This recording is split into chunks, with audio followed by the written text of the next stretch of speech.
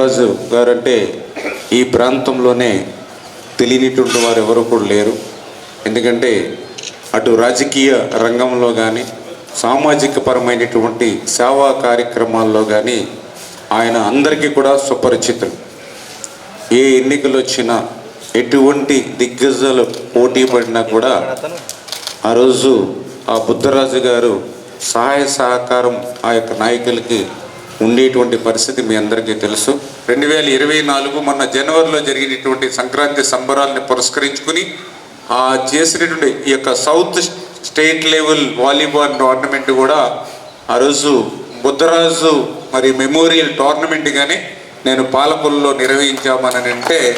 మరి ఆయన పట్ల మాకున్నటువంటి నిబద్ధత, ఆయన యువతరానికి ఆయన యొక్క చరిత్ర మరింత ముందుకు తీసుకెళ్లాలని ఆలోచనలో భాగంగానే ఆయన టోర్నమెంట్ని పెద్ద ఎత్తున మన పాలకొల్లులో ఆ రోజు నిర్వహించి ఆ బహుమతి ప్రదానోత్సవాలన్నీ కూడా చేయడం జరిగిందనే విషయాన్ని కూడా ఈ సందర్భంగా తెలియజేసుకుంటూ, అటువంటి బుద్ధరాజు గారిని ఈవేళ మళ్ళీ ఒక మెమోరియల్,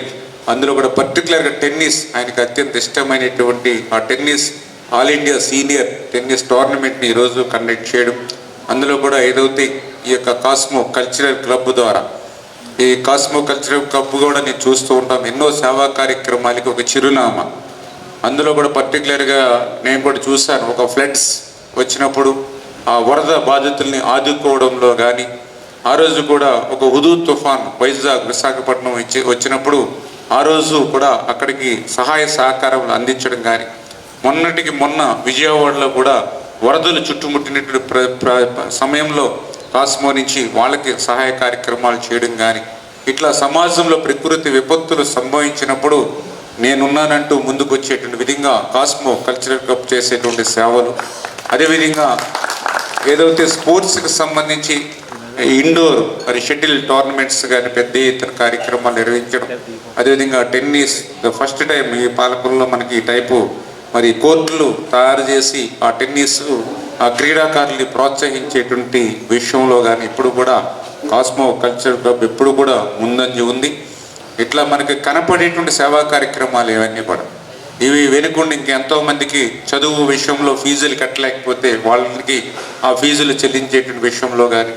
ఎవరైనా ఆర్థికంగా ఇబ్బందులుండి హెల్త్ విషయంలో ఉంటే వాళ్ళకి సాయం అందించడంలో కానీ, ఇట్లా కనపడినటువంటి సేవా కార్యక్రమాలు మరెన్నో ఈ కాస్మో కల్చరల్ క్లబ్ ద్వారా ఈ పాలకొల్లు పరిసర ప్రాంత ప్రజలు అందుకోవడం నేను కూడా గతం నుంచి కూడా చూస్తూ ఉన్నాం. అందుకే కాస్మో కల్చరల్ క్లబ్ అంటే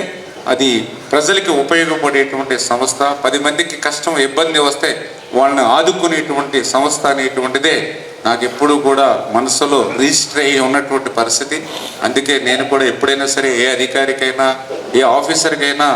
ఆ రకంగా ఆ కాస్మో కల్చర్ అందించేటువంటి సేవలు ఏవైతే ఉన్నాయో వాటిని ఫ్యూచర్లో కూడా కొనసాగించేటువంటి విధంగా ఎప్పుడు కూడా నా పూర్తి మద్దతు ఎప్పుడు కూడా ఈ సంస్థకి ఉంటుంది అనే విషయాన్ని కూడా మరొక్కసారి మీ ద్వారా అందరికీ కూడా తెలియజేసుకుంటూ,